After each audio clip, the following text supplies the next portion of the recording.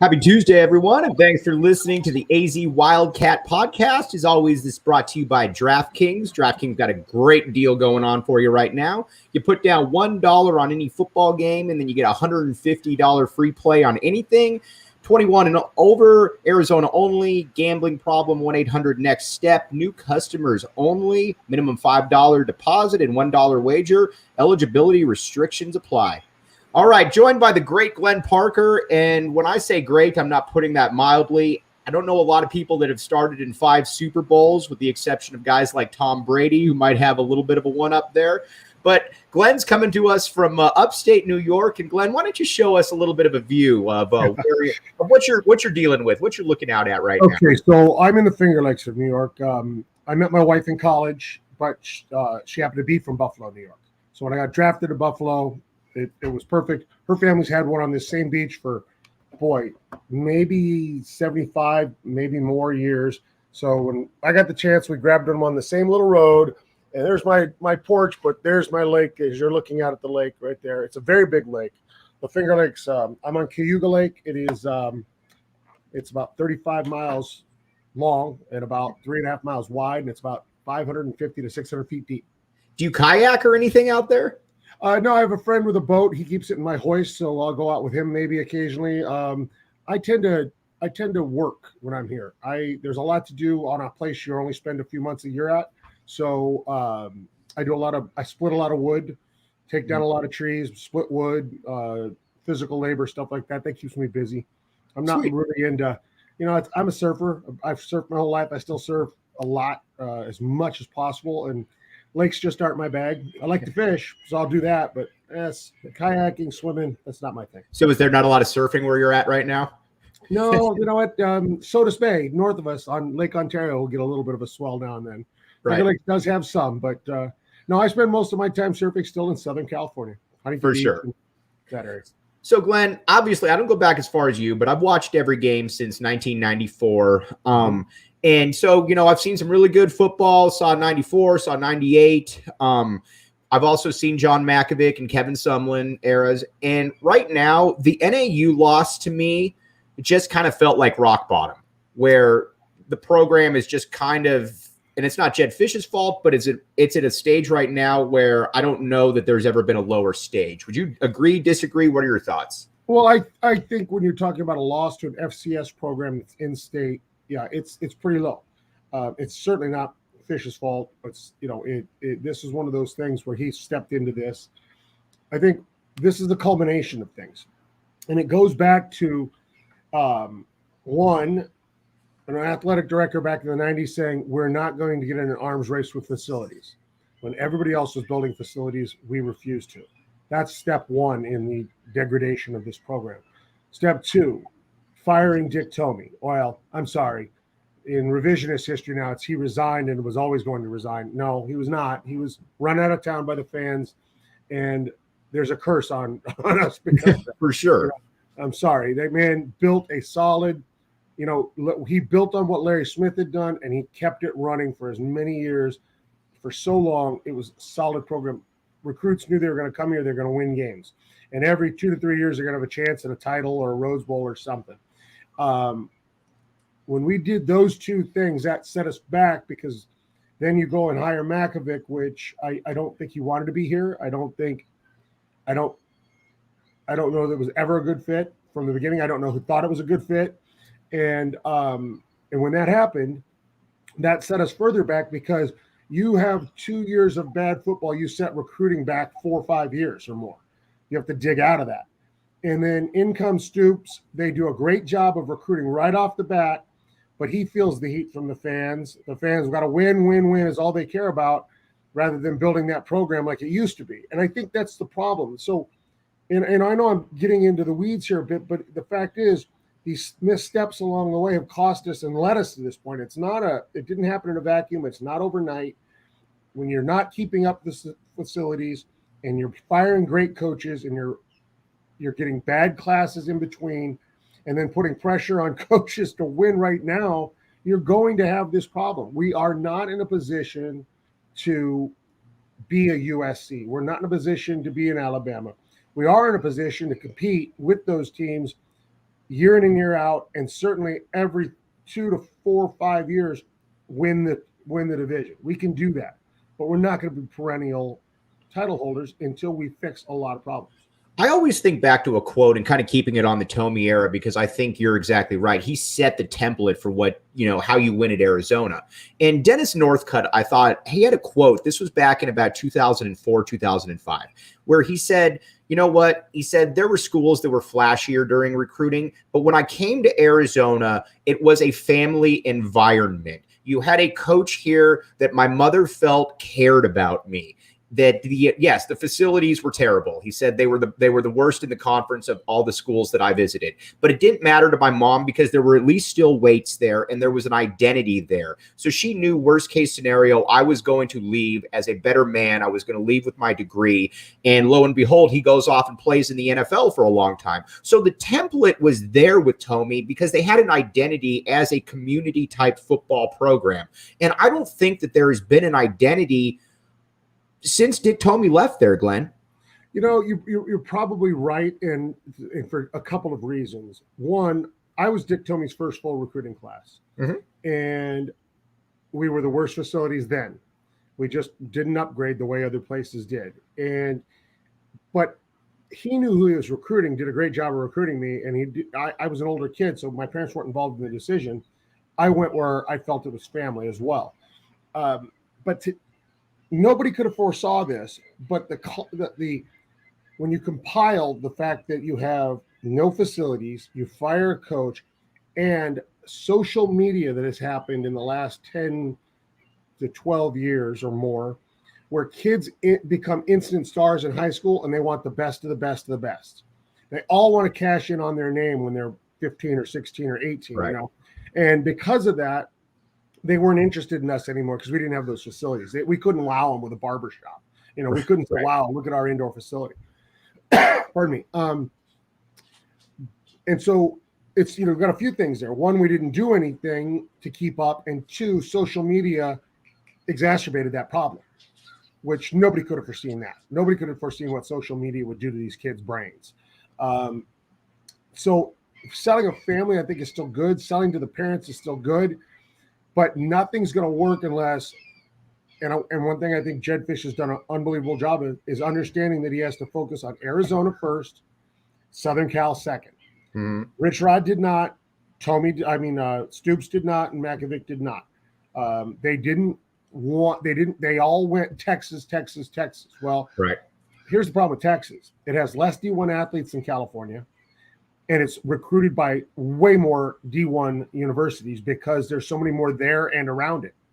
In California, you've got 4 in the Pac-12. You've got your Arizona State. And other than that, and your Oregon State. The only other touching programs are Mountain West or below. Right. And so Texas has that many D1 programs in its state, not to mention the Oklahoma states, all the places, LSUs, Arkansas, they're all within a range to come in. And that was a problem for us for a long time. And it used to drive me crazy with Stoops and with Rich Rod's staff, is and it wasn't the staff's problem. That's where their eyes were told to go look. Right. We're going to go here.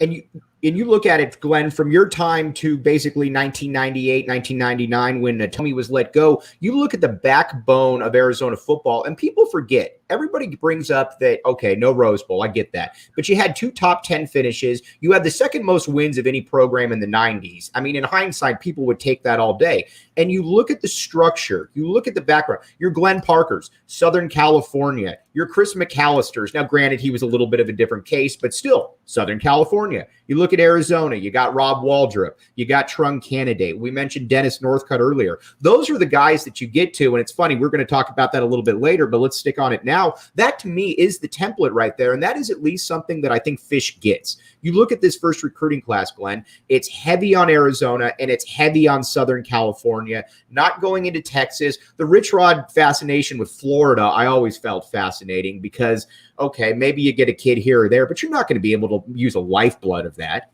So one thing Dick Tobey really did well, besides Arizona, he came into California and got the kids that he could get, and he got kids out of Virginia, he got kids out of New Jersey if there was an interest. The problem again, today we focus on Texas because they're trained year round. So a kid coming out of Texas looks great compared to a kid coming out of California. Right. Other than the physical look of them. Right. Because the kid in Texas has been coached year round since he was 10 years old. He's not getting any better. That's right. as good as he's going to get.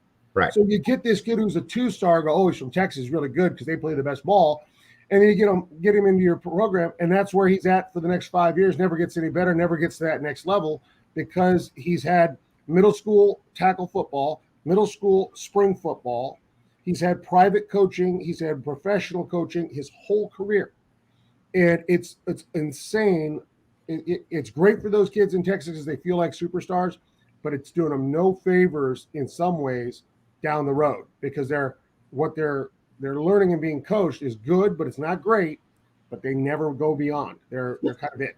Well, fill people in a little bit on your football background because I think that's a little of indicative of, a little bit different, obviously, of the California type kid that has a lot of room for improvement. Fill people in on your background a little bit. I'll start off by saying this. One of my favorite quotes was Brady Hoke when he went to San Diego State. At San Diego State, I asked him because I knew him from his days when he had been Auburn and a couple other places. And I was like, I believe Michigan and maybe even somewhere else. But I said, how are you going to win there?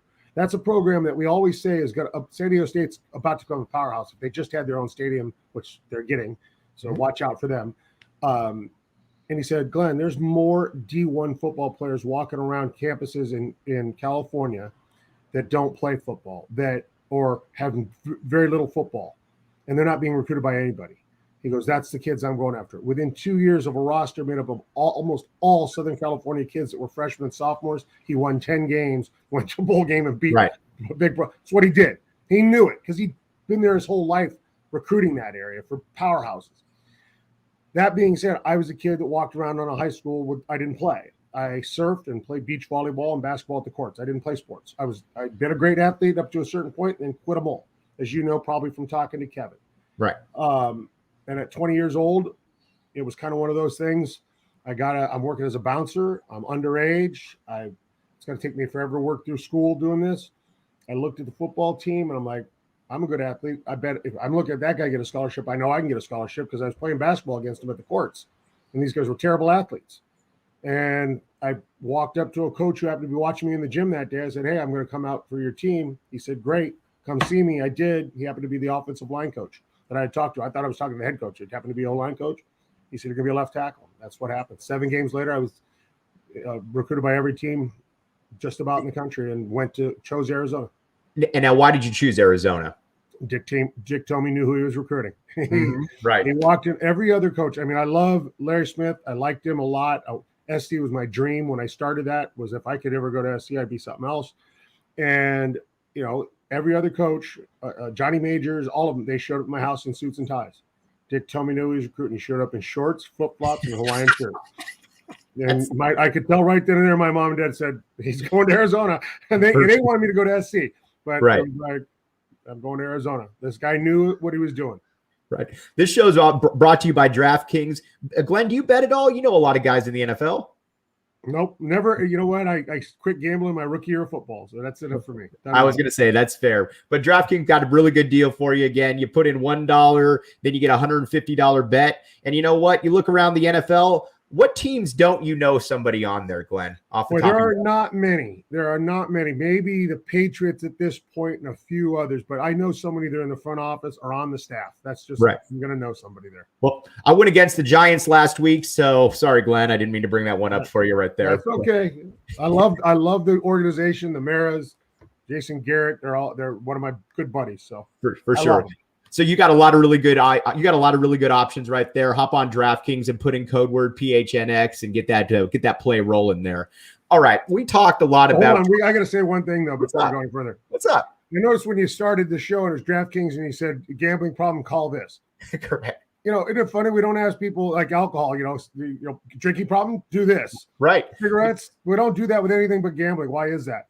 Right, because you know what? I think at this stage, and we're looking out for the people. Whereas with drinking, people are like, all right, just go with it. I think if I'm watching a show on TV and I got bikini clad girls and I don't know what they're advertising, but something, shouldn't they say if you have a sexual addiction, call this number? I mean, honestly, at what point do we stop this nonsense? You know what it is, Glenn? I guess DraftKings is on the cutting edge of everything. Maybe they're going to start that rumor. No, I think they're required by law to probably put it up there. I mean, it's just ridiculous. I think that's for sure. Yeah. All right, so let's talk a little bit. All right, you talked about Tomey. Now, if you're Jed Fish right now, because I mean, I watched the game. I was at the game. There must have been 15,000 people there, 19,000 people. There's just not a ton of people there. First of all, what do you tell the fans if you're Jed Fish? And second of all, what is your MO and how do you continue to sell this and say, you know what, stick with me. We're going to be able to make this work. If I'm Jed Fish, I don't do any of that. The only thing that sells fans is winning. Right. And game day experiences. And so you start winning, more people are going to show up. Mm-hmm. The facilities people and athletic department puts together game day experiences. That's not the football coach. His job is to win. So if he starts winning, more people show up. Game day experience will get better as U of A has more options to do things with people. That'll get more fans in the seats. One thing that I love about fans in particular, and it's also something I hate. When I hear, I like college football, it's so much more passion. No, it's not. For sure. It's easy to have passion when you know your team's going to win. Right. Alabama wasn't filling that stadium at all back in the 80s. When Mike Shula was there. There was nobody in those stands. When you're great and you know you're going to win, or at least you're going to be in the game, fans show up. That's just the way it is. College fans are passionate because they know their team's going to win. They don't show up because. NFL fans, they show up just because. Right. They love their team. They're going to be there. So that's the number one thing. If I'm Jed Fish, I worry about winning. Winning takes care of all the ills, all the problems. It gets rid of them. Yeah, because I think about it too. When during, I'll bring up 1998 again. That was a really special time during Arizona athletics because you had basketball, which was at an all-time high. You're coming off a national championship. Football finishes top 5 in the country, but football was a hot ticket there, Glenn. And it wasn't because of, community outreach, although that didn't hurt because you had guys, the media could come in and talk with guys. It was because they were good. People wanted to go and watch a good team. You hit the nail on the head. And I hadn't really thought about it, but if you go to a bar and you watch a game, the Dallas Cowboys haven't been relevant in 25 years. You know what you're still going to see there? A lot of Dallas Cowboy football fans. You don't see that in college football. It's a great point right there. Yeah, it's and the thing is, there's certain teams. Dallas is one of them. The Giants are one. The Chargers, when they were in San Diego, was one. Raiders. They're going to fill the stadium no matter what. People are going to be there. And you don't see that in college football. You just don't. It's and I can't think of any team that does. And when people think of it, they'll tell me a team. Yeah, it's a team that's winning right now. No, tell me a team that's losing and filling their stadiums. You're not going to see it. Right now. All right. So Fish, you look at the team right now, and obviously you're on a 15-game losing streak. What, in your opinion, is a destination time period for being good in college football? Because it's different than college basketball where you can hire a coach and he brings in 3 kids and all of a sudden you're competitive. This is a major rebuild on both sides of the ball. And why don't we get into it in the trenches with Glenn Parker segment right here? Yeah, there you go. In the trenches with Glenn Parker. I like it. That's a good photo. What do you do there? I'm a believer in this, and I'll never forget when Chris Peterson was hired at Washington. Washington's a very proud program.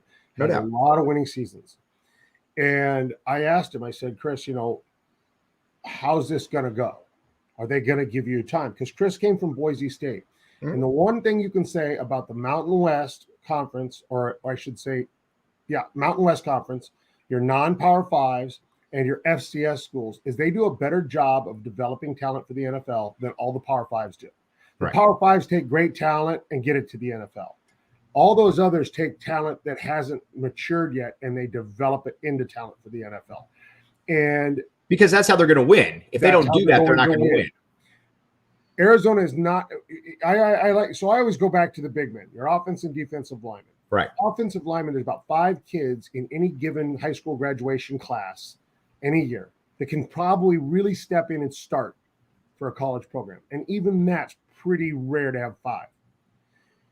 Is that because of the strength, physicality, all factor, of that, maturity, the strength, and it's full on mature male strength that 18-year-olds just so rarely ever have. Right. Once it shows up at the age of 22, 23, 24, whatever that is, and actually you're at your strongest 28, 29, 30, that's when you become the player you can be. Well, Arizona in the past wasn't recruiting that kid because he wasn't big enough. He couldn't play now. I need guys who can play now. Well, there's 5 of them in the country. You're not getting them at Arizona. They're going to Alabama, Clemson, Penn State, Notre Dame, USC. That's about it. That's where they're going. Even Stanford develops those offensive linemen. They don't start as freshmen for them. They take kids and develop them into great offensive linemen. So that's when I say that. Chris Peterson, I asked him this question. He said, I've been told I have as long as it takes to develop talent. So I'm sitting there in spring. I was there all week, and he's running a practice the way I was used to seeing practice run. How so? The emphasis was on development and good reps and practice habits. Too many times I've been colleges all over the country that I've been to. They do the same thing. Let's go fast. More reps. Go fast. Go fast. We got to do this. It's like, well, bad reps are bad reps. I don't care if you get 100 of them in a practice or 5. Give me a practice where I can get good reps out of guys so that I can get guys that practice so well. You know, it's the old coaching adage, we don't practice till we get it right. We practice till we can't get it wrong. Right. So if you're just going fast, you don't have time to coach them. I think you're just spinning your wheels, and you need time to develop guys, whether it be on offensive or defensive lines, whether it be linebackers, safeties, eyes out there, quarterbacks seeing what they're going to see. That's how Chris Peterson did it. And he said, I've been told I got all the time I need. Well, what was it, year 4, 5? He's in the playoff. Right. That's what we need to have is patience as fans to understand that college football, it takes at least 5 years and more likely 7 to 9 to go from rock bottom to bowl team. And it's funny, I'm going to go back a little bit to the late 90s there. I think of the offensive line under Tomey. And you look at that offensive line, you had Edwin Mulatalo, plays 10 years in the NFL, junior college kid, kind of the same, comes in like you a little bit later on. Jose Portillo doesn't really become that guy until about a junior or senior. The only guy, Glenn, and you could speak to this much better than I could, the only guy that I ever saw come in here that was really ready to almost play almost immediately as a freshman or a sophomore was Yusuf Scott. Back in the mid-90s. He was kind of that one exception that I can think of. And before him, again, Joe Toffelmeyer. Right. Came in undersized, but somehow got himself almost right away. And John Brandon. John Brandon, they tried for 3 years to take his job from him. He just kept winning it. Nobody could take the job. It's like those guys. And so you're absolutely right. You're not going to get many guys like that. But Tommy knew how to take guys at the right time. I always like to say, I do a lot of speaking for corporations, but I also do it for team sons. Boys are like popcorn. They're not like girls. They're like popcorn. And everybody wonders what I mean. I said, well, when you start a pan of popcorn, they don't all pop at the same time now. So I'm going to pop real early. And if you want to grab them out of the pan, they're going to taste great. But if you leave them in that pan, by the time the rest of them all pop, those ones are burned up and nasty. You don't want them. Right. That's boys. A kid that maxes out at 14, 15, 16, that kid's not going to be a great college football player. But a kid that starts popping at 18, 19, 20, that kid's going to be your stud at 22, 23 and go to the NFL. Do you know that when you're looking at a kid, if you go to a Servite game or a Bosco game, can Glenn Parker, who's obviously got a lot more insight than the average person, can you look at a kid pretty quickly and say, that's a kid 3 years down the line that's going to be a problem, as opposed to this kid right now that he might be good, but he's not going to get any better? I can look at offense, defensive linemen. I can usually tell linebackers and tight ends. Mm-hmm. And even sometimes wide receivers, you can kind of focus on them too. A lot of it is you get to see them around their parents, see what their mom and dad are, because listen, boys take after their mom's height. Right. I don't care if you got a 6'10" dad. If mom is tiny, that's going to mitigate how big that boy gets. How tall was your mom then, Glenn? My mom was 5'8", 9", and my grandfather on her side was 6'5" and was a silent screen actor. So 6'5" in the 1915, 1920. 6'11" now. Was a big dude. For He sure. was a big guy. So, For sure. yeah. If you like what you're listening to right now, you should subscribe to the AZ Wildcats podcast on Apple, Spotify. Go to PHNX. Got a lot of really good stuff going on there. Interviews with guys like Glenn Parker, great articles. And you know what? Like we talked about, backed by DraftKings. Back in the day, if there was an over or under with Dick Tomey's teams, playing teams, you would want to bet the under on DraftKings there, Glenn. You know that one. I do know that. Yeah. And that's one of the reasons he was run out of town, by the way, because, well, his offense is boring. I'm like, how can winning be boring? I was still in the NFL when it happened. I was like, how can winning be boring? I can't believe they're doing this. And it just blew me away. And there were so many games, too. I just think of like there was a line, Miami playing Arizona, like back in the day, would be like 21.5. Well, you know what? If you had DraftKings, you're going to bet the under on that because it's probably going to be 9-7. And there's an excellent chance that Arizona is going to win that game. Yeah, absolutely. Because we understood Dick Tomey had a traditional football mind. Mm-hmm. You play offense, you defense, you run the ball, you play special teams, and you play field position. That's how you win games. In the NFL, there's a reason lines don't very often exceed about 9. It's very rare. Right. Because they know that's how that game's going to go down. The emphasis is going to be on defense, special teams, field position, ball control. It's how you win games. Now let's go to an inside the fishbowl segment too that I've got for Glenn right here. There we go. Look at Jed. Okay. Here's my question for you now, because obviously we've talked a lot about the offensive line, quarterback play now. How quickly can you get a quarter? Let's just assume for a second. Let's just assume the quarterback of the future isn't on the roster right now. Mm-hmm. What should an expectation be for a quarterback coming in here? Because there haven't been a lot of guys that came in as freshmen and were really, really good. OJ was pretty good, but he regressed. There haven't been a lot of guys. What should be the time frame for bringing in a kid and say, you know what, that's an all-conference guy right there? Well, where we are at Arizona, we're not USC, we're not the Georgias, Alabamas that are going to get one of those top 5 kids. Mm-hmm. We need guys to mature over the course of 2, 3 years, 4 years. They come in, they redshirt, they sit for a year as the next guy, and then maybe their sophomore, junior season, they become a guy.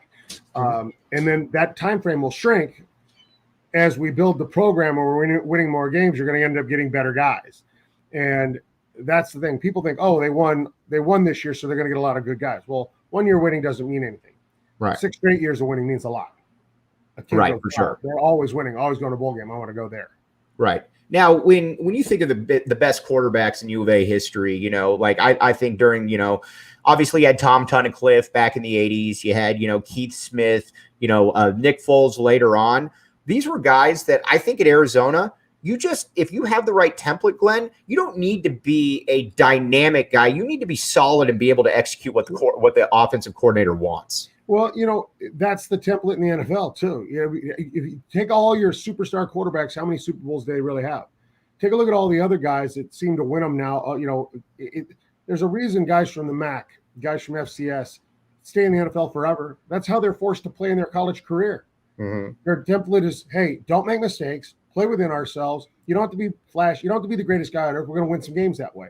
Right. So that's what we need at Arizona. It's the same thing. And, and I think what you're going to find is because of the way they're going to be running their offense under Jed Fish and Brennan Carroll, that they're going to get kids who want to be great, who want to go to the next level.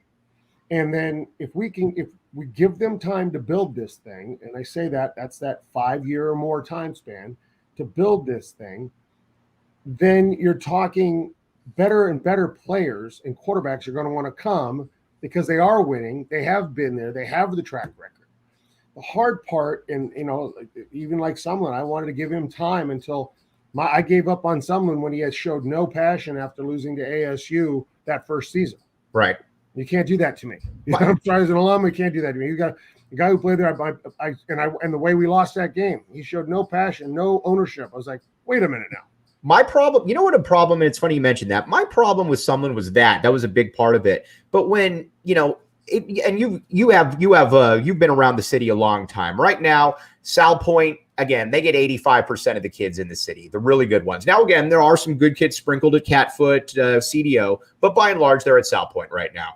when I'm reading that he's showing up there twice, in a 4 or 5 month period, and you've got guys like Bijan Robinson and Lathan Ransom and Mateo Mele, again, maybe you don't get those guys, Glenn, but at the end of the day, I'm going to recruit you until the very last second because I don't get kids like that in my backyard. Right, and how hard is it to go the mile and a half from your office over to South Point?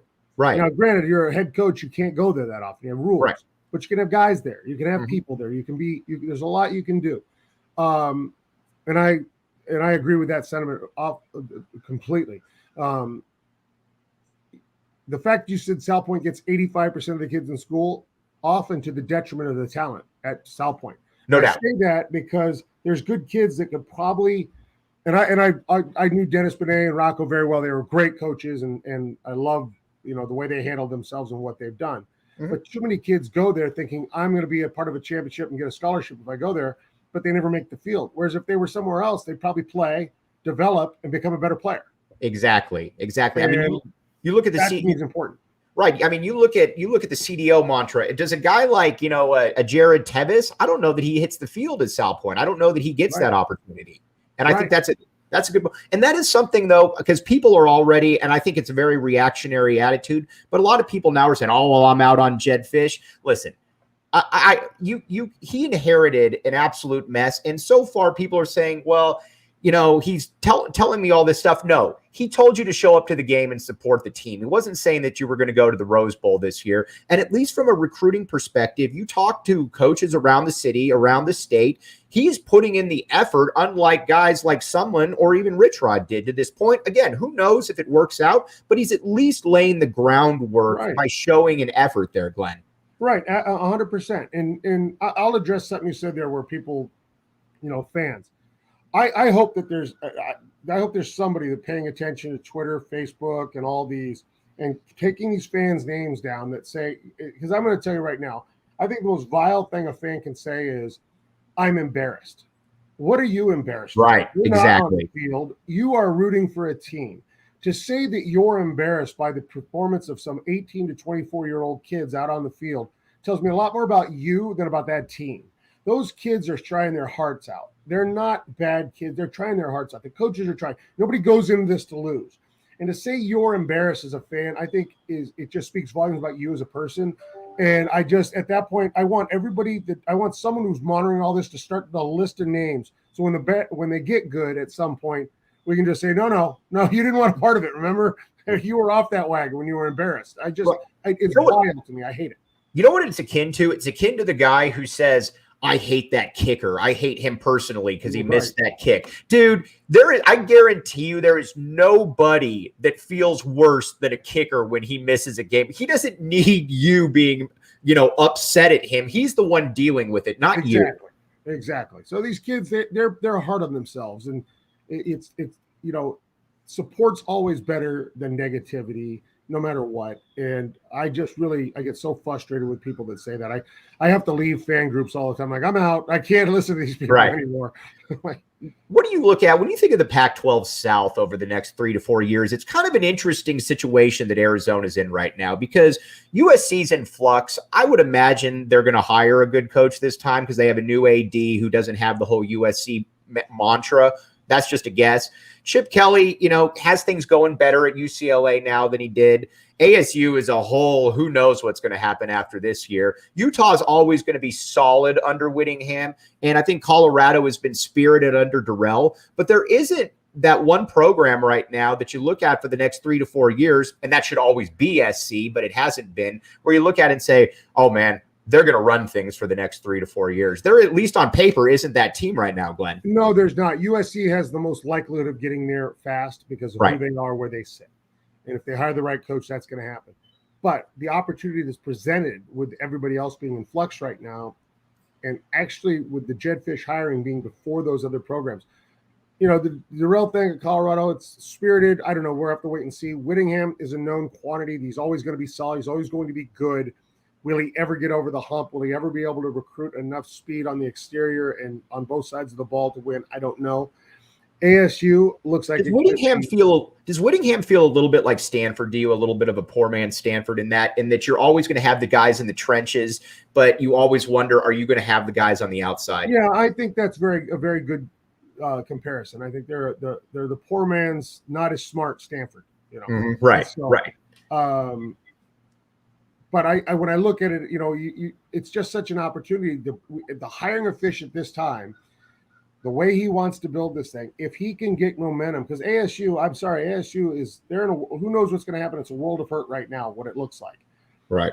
UCLA is never as tough as they should be. So as much as they've got it going, they don't have it going. The Terry Donahue days aren't there. Yeah, to go and beat LSU and then lose to Fresno State. Right. I mean, that's tough. So I think there's a wonderful opportunity right now for Fish and the Cats in the next 3 to 5 years to put themselves into the solid upper half of the whole conference, and certainly to be one of the 2 challengers to the USC spot if USC hires well. Well, Glenn, before I let you go, I wanted to get you a little bit of your take, and you should check this out at DraftKings, because Arizona's 28.5-point underdogs to Oregon this week. I look at that, and I thought before the season that Oregon was my only question was Cristobal as an X's and O's guy, because recruiting-wise, he's been absolutely fantastic. I think he proved a lot of people, including myself, probably wrong against Ohio State. That's a bet that I would very much look at. You get in there and put in code word PHNX. You can get the $150 play if you put down $1. But what's your take on that 28.5-point line that you could find there on DraftKings? Well, I don't know that Oregon's the type of team that is going to blow people out. Right. To back up a minute, you should have known Cristobal was an X&O guy. He's an offensive line guy. Come on. My man. I don't like speaking about gambling because, people put their money on the line and then they're always mad at you because they followed. So go with your heart. What do you think? Right now, people are. What's your heart tell you? Probably right now, most fans, I think, are going to bet Oregon and given the points because of the performance against NAU. Mm-hmm. But, what kind of home field advantage is Autzen, Glenn? It's probably the best in the country. And I say that because of quotes old coaches have said. I think it was Lloyd Carr at Michigan said Autzen Stadium, the place great programs go to die. He famously went out there with the number 4 Michigan team and got run off the field. And it wasn't even a great Oregon team at that point under Aliotti. It's the reason, for us in the Pac, we know it. We know it's incredible. It's probably much, much worse for anybody else because they're coming from a long distance. When I say that, anybody outside the Pac, right, coming from a long distance, and they don't know what to expect. They see small stadiums, not a huge crowd. This can't be that loud. It's unbelievable how bad that place gets. Now, one last question then. So they got a Kayvon Thibodeau, number 1 player in the nation, came out of California, a kid that I think USC would generally get, if things are rolling there. Pass rusher, how good of a player he is, and how good of a player is he? And I just mean historically through the last 10, 12 years in the conference, right there on the defensive line for Oregon. Well, for them, they've had a history of having great players. Deion Jordan on that line. They've had so many that you go on. They've had a lot of great players on that D line. Eric Armstead, guys like that, yeah. Yeah, and so it remains to be seen. It's one of those. We'll find out how good he is. Is he a flash in the pan? Is he a guy that's got one move? Does he have a counter? Can he rush? Can he run the circle and the hoop and also counter back inside with strength? It's way too early to tell. One game against Ohio State and whoever else they've played isn't enough. Let's see down the line in a year or two and see what he's got. All right, Glenn, could I get a prediction from you?